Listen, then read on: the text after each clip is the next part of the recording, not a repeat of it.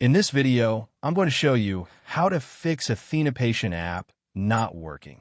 First, to resolve this issue, we will first head over to our device settings. From here, scroll down and tap on General.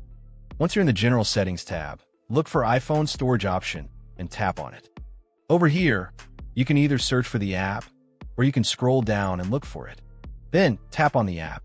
On the next screen, you need to tap on the Offload app option.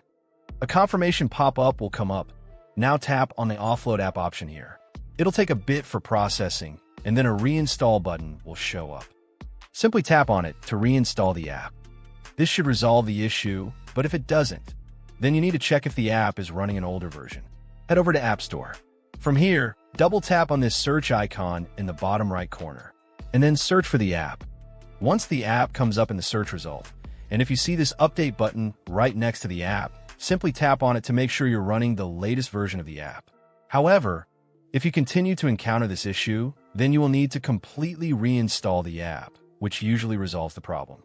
Head over to this screen the way we did before, and over here, tap on the Delete App option here to uninstall the app from your device. A confirmation pop-up will come up. Now tap on the Delete option here. Once uninstalled, open up App Store and search for the app in the search bar.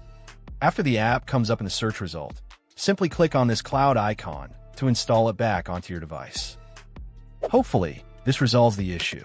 If it does, consider sending a super thanks to support our channel. And also don't forget to hit the subscribe button. We'll see you in the next video.